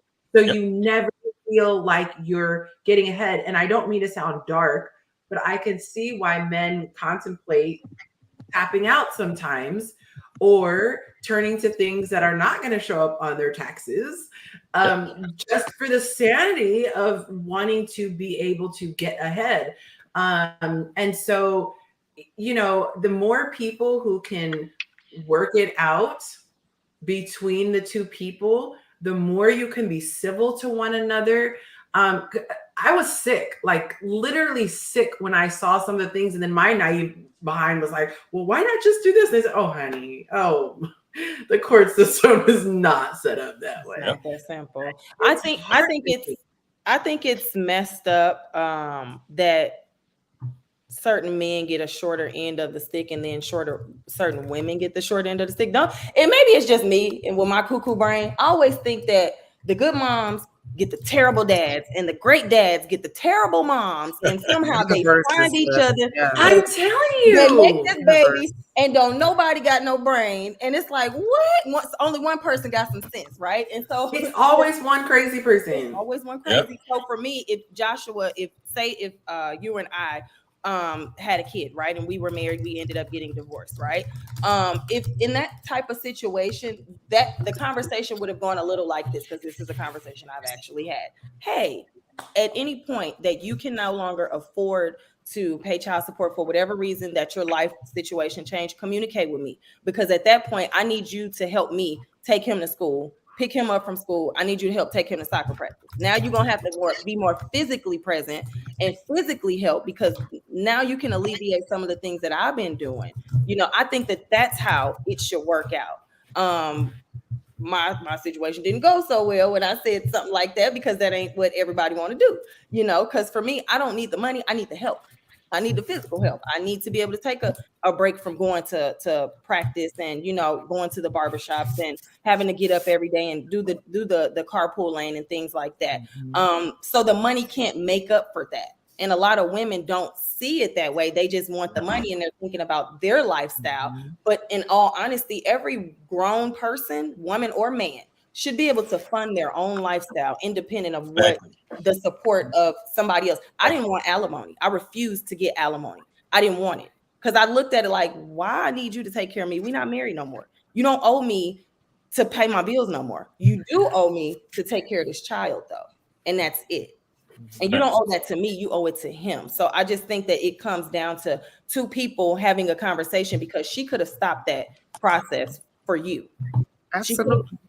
Definitely.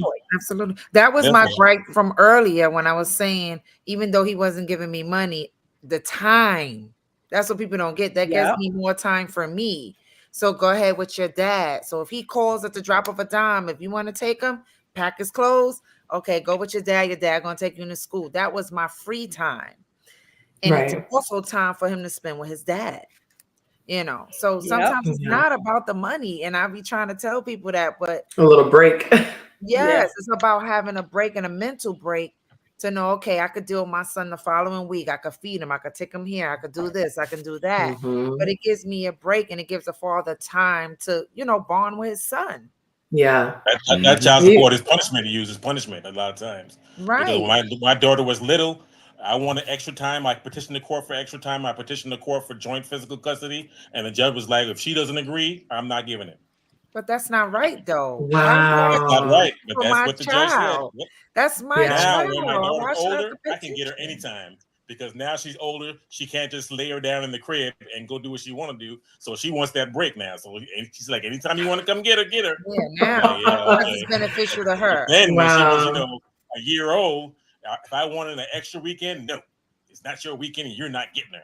Wow. You know, oh no. A lot of people, it's about control. Well, you guys, I'm going to go ahead and wrap here. We might come back to this conversation again and have like a specific talking point, because clearly this is something that, you know, people are very passionate about, and there's so many different angles to it. I feel like we just kind of scratched the surface. So all of you guys are welcome to come back, by the way. So I'm here every Tuesday. You guys can always see what the topic is in my Instagram story. I typically I'll send out an email. So definitely register if you want to come back. I'm going to do my closeout, but you guys, thank you so much for coming. I'm going to thank you. Thanks for having me. Thank you. Yeah. All right, guys. So just a reminder. All right, let me go back to my little stuff here. If you guys missed out, if you are not following me on Instagram, why? I'm just kidding. But if you're not following me on Instagram, you can do so by looking up Chasing Yancy. Again, in my stories, I do a lot of polls. It's really important to me to be able to tap into the pulse and see what you guys are thinking about different things. We also have singles. Like I said, we had our first, not officially a couple yet, but it's a love match. And so we want to have more of those. So make sure you submit your pictures to me. Look at my stories. The instructions are on there on how to do that. It's for men and women, not just women. And then I have a very special place in my heart for my patrons, because these are people who help to offset the costs. They get extras, they get extra content, they get to see the poll results. They get to have, every now and then we'll do Zoom events where we get to just mingle offline. There are a lot more things that I want to do, but it's with the help of the patrons who do that. So that's as cheap as $4.99, you guys. So if you guys enjoy the content that I do and you're willing to do $4.99, or you like stuff in the higher tiers, you can go a little higher, you can do that as well. The link to become a patron is down below. Super duper appreciate that. And last but not least, we have, let's see, what is it? 10 o'clock there. So there's 2 more hours East Coast time to be able to get 50% off my course.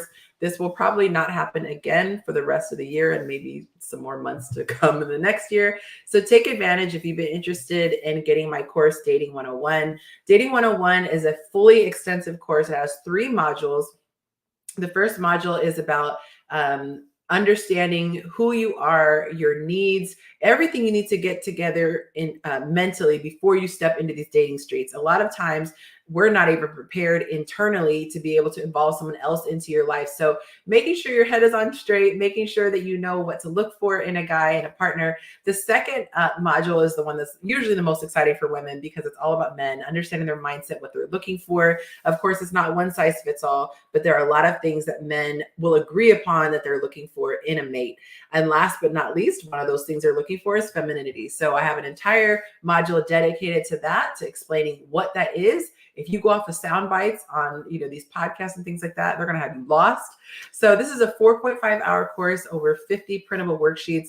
Definitely get a lot of bang for your buck. So use the keyword BOO, the discount code BOO for Halloween, and maybe you'll find a boo, right? But you'll get 50% off. You can go to my website, chasingyancy.com/shop. The link should also be in the bio. And if anything is not there that I said it was, just send me a comment and I'll see it. All right, guys, let me check these. Oh, you're welcome. You're welcome. They're sending me messages for my panel. You guys, wasn't the panel amazing? Drop your comments, please. And the way that you can also support if you don't want to become a patron is share this link, share this with people on Facebook. I don't know if you can share links in your story. I doubt that you can, but share it wherever you can. Email it to people if this is a conversation that you think other people will enjoy. There are so many things that get shared that are just, garbage or toxic stuff. And so this is an opportunity to share something that's actually going to bring us together. I definitely want to bridge the communication gap, and it happens one show at a time. So thank you so much for your time. And thank you for bearing with me all the times before I had a StreamYard. StreamYard, feel free to sponsor me if you want. You guys, until next time, have a wonderful time. I'll see you then.